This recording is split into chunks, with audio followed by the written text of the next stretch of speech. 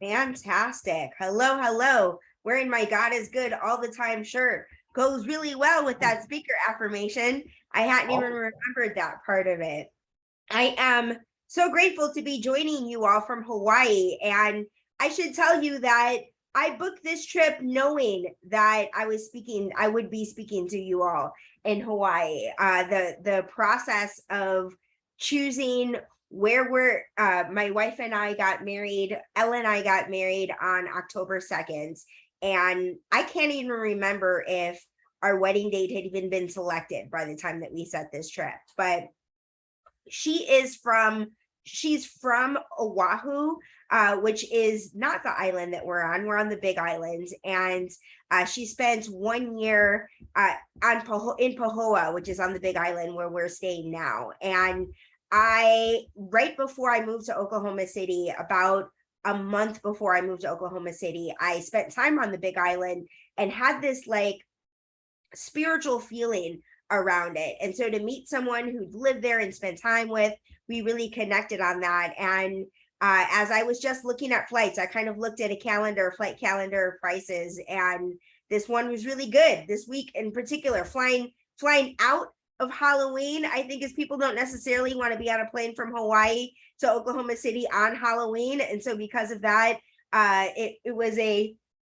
much more affordable trip. Didn't know it would be finance month when we set this trip. And as I looked at the week and knew that I would be speaking here this Saturday, I asked my soon-to-be wife how she felt about that. And what we always say about our relationship is that it's a spiritual partnership. I'm a minister. How could I not marry somebody who has this sort of deep relationship, personal relationship to spirituality? And so she was like, yes, of course. I get an opportunity to hear you speak. I am all for that.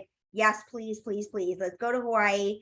And it is noon. It's 12:20 here right now. And so we went to the Hilo Farmers Market this morning. I lost my phone twice. And because I roll with the universe found my phone back to me twice. So didn't slow me down at all, and got back here in plenty of time to just set up and get comfortable. I got a cup of Kona coffee because I'm in Hawaii, so I must, with coconut cream creamer, and living my absolute best life.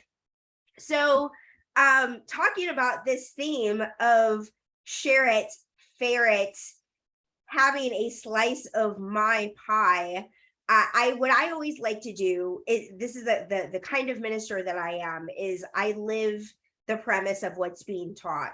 And it's no fun when it's a dark quality that I've got to sit with. It's nice for this month to be finances. And as was mentioned in my introduction, I do have a spiritual service that I lead or co-lead once a week, but our themes don't necessarily align with the Centers for Spiritual Living this year in particular. And so even though I'm speaking at my own center through Spirit Uncensored, this month I spoke at United Life, which I speak once a month there in general. I'm here. And then tomorrow, because I was going to be in Hawaii, I just emailed Rev Bev Struts and said, hey, I'm going to be on the Big Island. I was just asking if they had services on Sundays, if they were live in person yet. And she said, yes. And can you come speak while you're here? And again, spiritual wife said, yes, of course, would love that. And so, we've got that set and got that planned. And so I'm in this place of realizing that I've had an opportunity to speak up about finances 3 times this month, because October is a month with 5 Sundays in it. And this month in particular, having a honeymoon in Hawaii and a wedding in Oklahoma City around the same time that my then fiance chose to walk away from the position that she was in and focus on finding a new job, our finances have been hit from all sides. And then because the universe kind of does what it does, I've had all kinds of other things, all kinds of other unplanned things that were not related to the trip, that were not related to the wedding, that $400 for this doctor's thing that's not covered by my insurance, and nothing was wrong. Fantastic that nothing was wrong. But, it's things like that where my bank account is being hit from all sides. And as somebody that teaches tithing and practices tithing, this month in particular, I will admit, I will share openly, has been difficult for me to write tithe checks, especially of money that came in from the wedding, like wedding gifts. I'm tithe on all money that comes in, and thinking of wedding gifts as an opportunity to pay back some of the things that we've been paying for over the last month, and to help fund this honeymoon that we're stepping into. And we also decided months before, when we chose the wedding date, that instead of gifts, we were accepting donations to Spirit Uncensored. So the majority of wedding gifts that we received, financial contributions, went straight to Spirit Uncensored. Plus, I tithed a bunch on Spirit Uncensored, and it gave me an opportunity to truly practice what I preach. That what my job is to remind each one of us, including myself, that life is going to do what it does, and that money is going to come out of our accounts. And I'm grateful. I am so grateful to not be in a position of debt. As of today, I'm literally carrying zero debt. I own no home. My car was paid for with cash. So I live a life of financial freedom, and obviously had a nice little stash to be able to pay for a wedding and to support my wife in this transition and pay for this honeymoon to Hawaii. But there wasn't a whole lot left at the end of the day. And so to have an opportunity to speak about prosperity 3 times over the course of this month has given me an opportunity to remember how faith works, how tithing works, to know that as I am consciously participating, sharing, and giving, that the experience, that balance that is on my bank account is not indicative of my value. And the other thing that really strikes me about this experience is that the money that I have, the money that I started with, I don't have it anymore. The money that I started with came from that move to Oklahoma City, where my partner and I decided that we had owned a house together. I just let her have the house because she was the one who I felt like had the money predominantly for the down payment, made most of the mortgage payments. It was not anything I was ever going to be able, I was not in a position to keep it up or support it in any sort of way. And at that time, I had just left my job as a TV executive. So I was really feeling in transition. And the idea of being able to walk away with $10K and no sort of strings to anything. This is how I got to a place of financial freedom, is I got to move across the country with $10K in my pocket and see what happens. And what happened is I met the love of my life, and I started actively engaging and doing good work in the community, and my experience in ministry grew, and lots of opportunities to really to play with ministry. And what I'd love to say is that Spirit Uncensored is a spiritual playground. And I love the fact that CSL Tulsa, to me, has that same essence and spirit, as was said at the very beginning, that this is a space where people can be themselves. And I had this moment of, oh, I didn't bring like a dress shirt for this conversation, for this conversation I'm having with CSL Tulsa. But I was like, my God is good shirt is going to be appreciated. This is a place where I'm encouraged and embraced to be who I am. And so I've had this opportunity to step into more settings where people accept me and my style and let me be me. And there's no sort of commentary after a talk that I give of, oh, you made so-and-so really uncomfortable when you said that, or we don't really like it when ministers wear t-shirts here. That's like a real thing that people have said to me places. And so it's been so nice to really live life to the fullest and trust that this $10K in my pocket would be invested in the life that I'm living. And that's essentially what happened, is that I got to sock it away and do some good work in the community. And once I got married and planned this honeymoon, I realized that this money is money from a marriage that I am not in. And so it makes perfect sense to me that it found its way out, that it served as an investment in this life that I'm creating and building with my new love. And at the same time, it's being shared within the community, that money went towards the biggest bill from that wedding was the caterer. And that makes sense. Like the food's hard. Somebody's got to cook it and bring it and be able to have all of the equipment associated with that. And so that was the biggest thing. And the person who catered our wedding had never catered a wedding before. So it gave her that opportunity to do this for the first time and invest and purchase all of this equipment that she charged me rental fees for. And I was like, great, like you're going to go off and you're going to be able to do this service for people in the community. And she also runs a tamale joint called Molly's Tamales in the Collective. And right now, like right when we get back to Oklahoma City, she's having a big party called the Pink Party to raise money for a taco truck. So that money invested within that community, that this woman gets an opportunity to build and expand the business that she already has in Oklahoma City.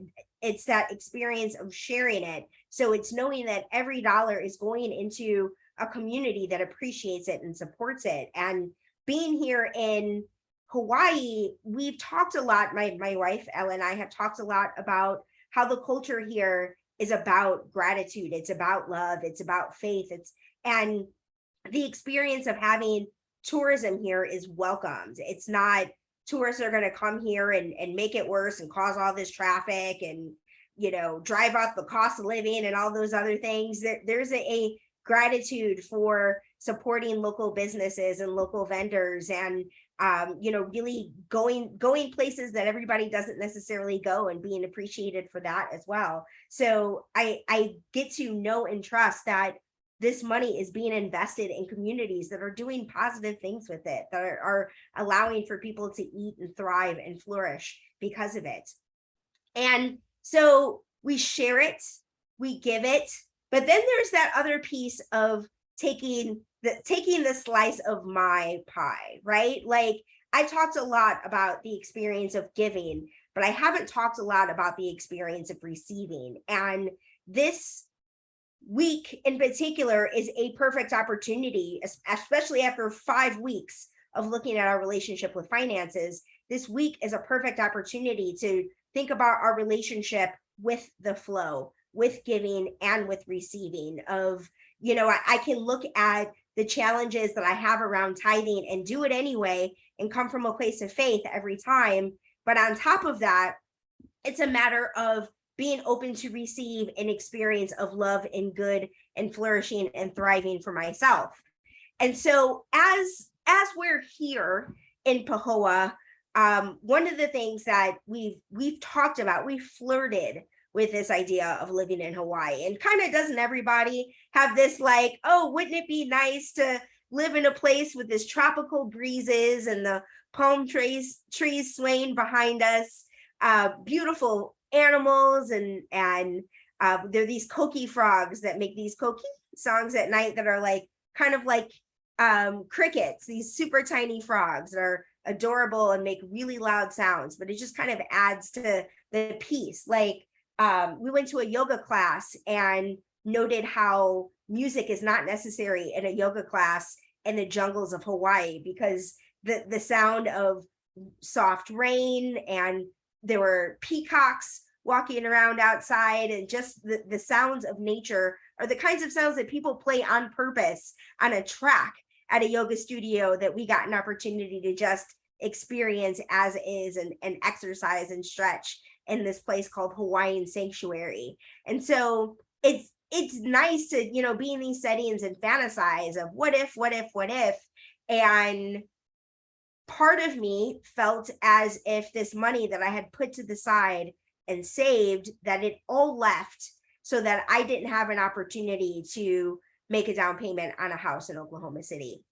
That maybe I didn't have, because that's what I was planning to do with it. I had a realtor, and I get emails every day of houses that are for sale in Oklahoma City, but as you all may know, interest rates keep rising, and the state of the economy is in a tenuous place. And so there's this question of, do I want to buy? And then it was, well, all my money is gone, so am I saving for a down payment of a house? And Elle asked me, she said, out of 10, from 1 to 10, a scale of 1 to 10, how likely do you think that we would move to the Big Island? And I said 6, and she said 10.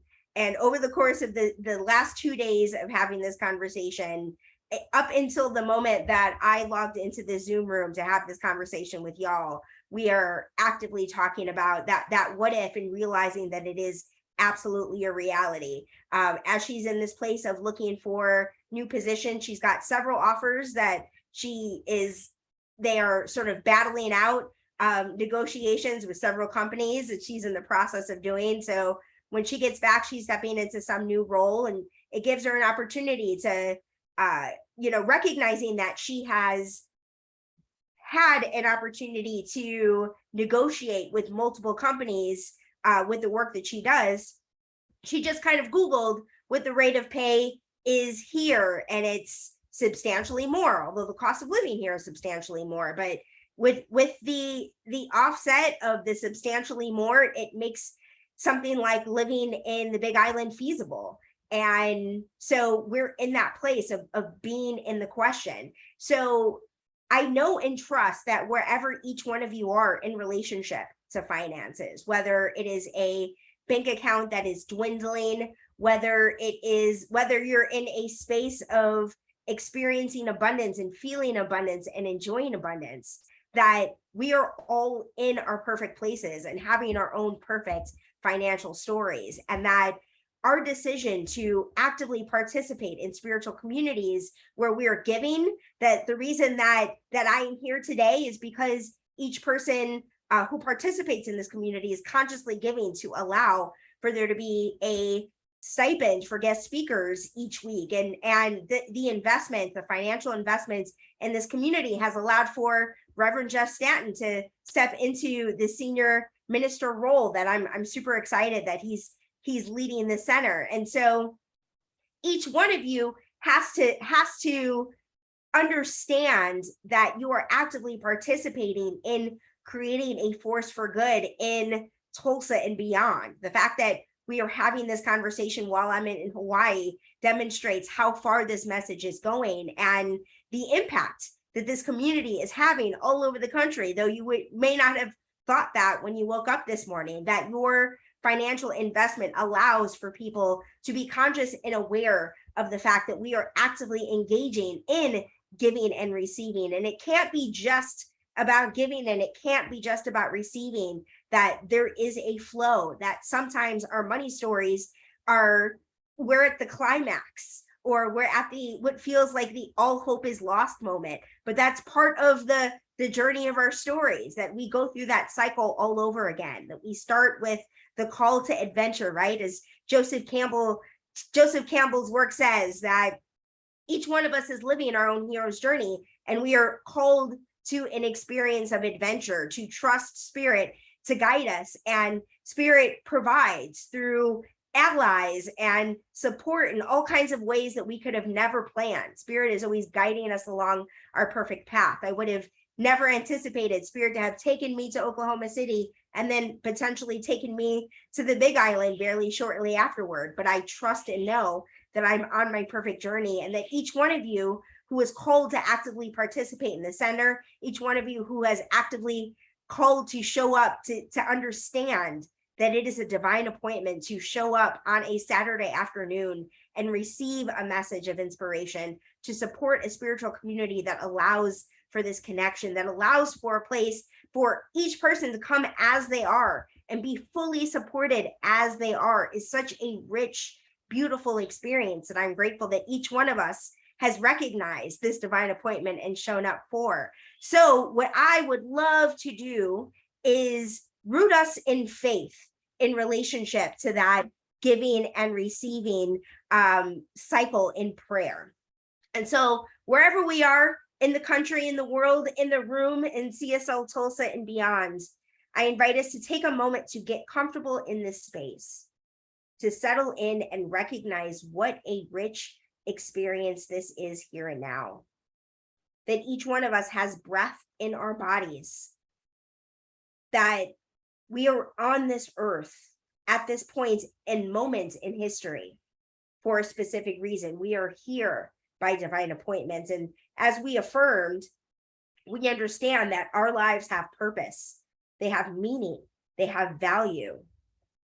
And I am so grateful for each person who has shown up for this divine appointment to receive what needs to be received around our experience of giving and receiving, of sharing, of operating from a place of fairness, of letting spirit lead, trusting spirit to guide our finances, knowing that we are always supported, that we never have to worry or fear about where money is coming from, that we have an opportunity to live in conscious understanding that spirit is always, always present, and that it expresses itself creatively as each one of us. So I am so grateful that each one of us chooses to show up to a weekly spiritual experience or beyond, participating fully in spiritual community and trusting and knowing that as we give, we are investing in our community. We are investing in the world that we live in. We are investing in spirit. And that as we receive, we are expressing our gratitude for that receipt. Grateful to trust and know that spirit always supports us at all times, in all ways, and all moments, especially this one. And I invite each one of us to affirm this truth, this word, by saying, and so it is.